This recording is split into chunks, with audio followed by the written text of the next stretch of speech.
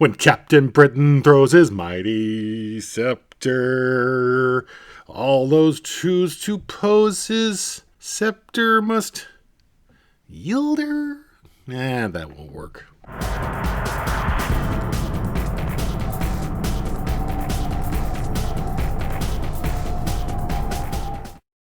Hello, my name's Kevin, and this is my commentary on comics Captain Britain. For those who only read current or even semi-current comics, this is the original Captain Britain, and if I'm being honest, my preferred version, probably because this is the issue that introduced me to him, and also because that costume is freaking awesome. Add in the scepter, and you had me at Hello! Marvel Team Up number 65, introducing Captain Britain. Published January 1978. Writer, Chris Claremont. Artist, John Byrne. Inker, Dave Hunt. So this is the first American comic with Cappy, as stated on the cover. Now, I did a little research, and Captain Britain was already a big thing in, you guessed it, Britain. And Claremont wanted to bring him over, and he did it, and it was great, but let's let the panels do the talking, although I will still be talking as well. So we open the issue much like we do with a lot of Spider-Man issues, with Spidey being late for an appointment. I always wondered if Peter Parker was just habitually late, or if that radioactive bite gave him the proportional lateness of a spider. I don't know if spiders are punctual or not, but maybe they aren't, and this is why Peter Parker was always late. If he was always late, think of how much more late he would be if he couldn't swing across the city like this. He would never show up for anything ever. He does eventually arrive, but not without getting jabbed by Dean Beatty. While Peter thought he was in trouble, it turns out that Dean just wanted him to meet Brian Braddock, who happens to be an exchange student from Thames University in England. Wait a minute, a Brit?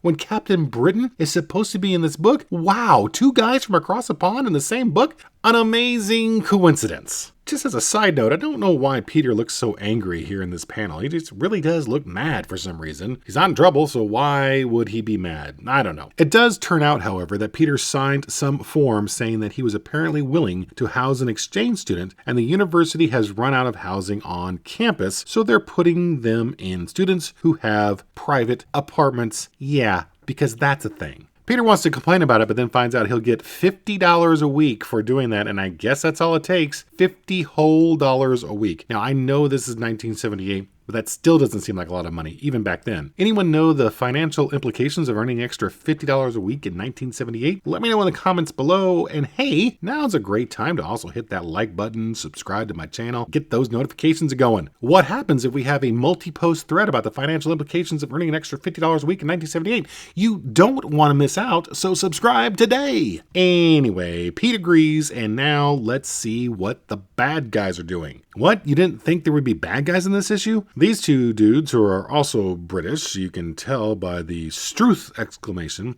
Although, after I did some quick Googling, I found out that's actually an Australian phrase, which means God's truth. So I don't think that really fits here, but I do believe 1978 Kevin started saying Struth when he ran out of milk for his morning cereal. These guys are a part of the European franchise of the Magia, which is Marvel's answer to the Mafia. And they need a man eliminated, so they came to Arcade, the finest assassin in the world. And of course, we've never heard about him until now, since this is Arcade's first official appearance. Turns out this man that they want off is actually Brian Braddock. The Magia has intel that says Braddock is one of a number of people who may be the superhero Captain Britain. Oh, so that's why Brian's in this issue. It all makes sense now. But hey, these guys apparently have a list of people who may be Captain Britain and are also apparently killing each one. How long is this list and how long have they been working on it? Hopefully they are going alphabetically and there weren't any on the list with a last name that began with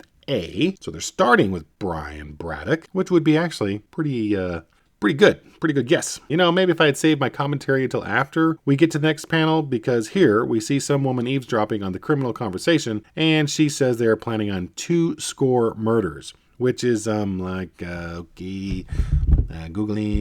score is 20 or so, 40 murders. Wow, that is quite a crime spree, and this woman, whoever she is, says she can handle things. She must be quite capable. So back to Pete being a peeping Tom and checking in on his new roommate sleeping. Okay, he's not being a perv. He just wants to sneak out so he can go do his spider thing. Unfortunately, he doesn't do it so sneakily as he would like and catches Brian's attention, who just sees Spider-Man jumping out of the window. And since Brian doesn't know why he's fleeing or where Peter is, he touches an amulet on his neck and presto changeo, he's Captain Britain.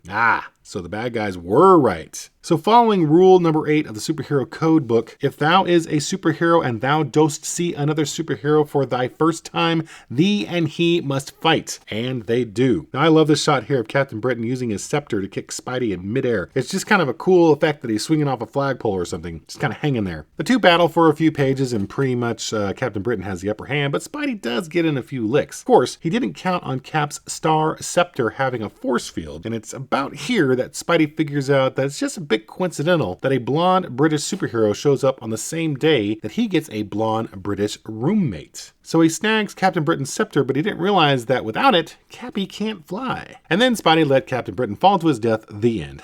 No, I'm only kidding. Of course he saves him and they make up, and Cap believes Spidey's story that he was just getting his cut of the money Peter earns by taking pictures of him. Of course, Captain Britain believes that. And of course, Spider-Man can't believe that Captain Britain actually believes that. And now we go to superhero rule number 4, that when two superheroes meet, at least one of them needs to tell them his or her origin. This time it's Cap's turn because, let's face it, even in 1978, everyone knows Spidey's origin. So Brian was on the run from some guys. He gets blinded by some hovercraft and has a horrific crash. He somehow survived, but barely alive and all broken up inside. He says he can barely move, but manages to stand up. Now, I'm sorry, but barely moves mean you ain't going nowhere, or at least you ain't going on foot. But he does manage to do that. Then at the foot of Stonehenge, he sees two celestial figures who tell him he has to make a choice to be the hero Britain needs him to be by choosing one of two mystic talismans. Talismans? Tallymans? The sword or the amulet. He chooses the amulet because he's a scholar, not a warrior. Now, since Captain Britain's costume and power set completely changed, I can only imagine he went back at some point and chose the sword, but that's a story I know nothing about. Maybe I'll follow up on that someday.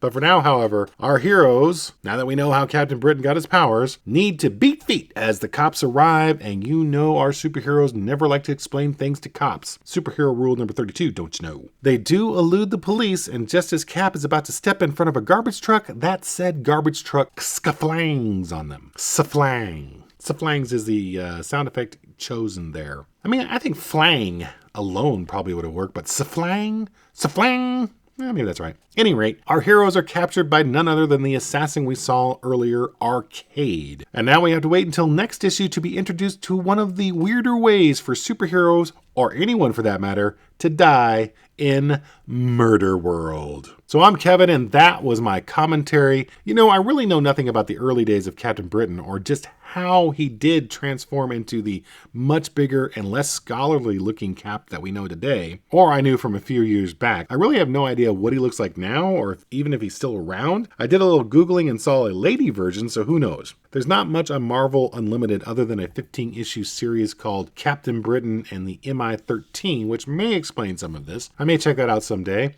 It's from 2008. So it's a little bit newer. Looks like if I want to go back to his real origins like the 70s, I'll have to dig up a trade paperback or two. That's a quest for another day, but for now, we got to get through Murder World, and that will be our next episode. So until then, go out there and pick the talisman that will grant you a great day, and I will see ya.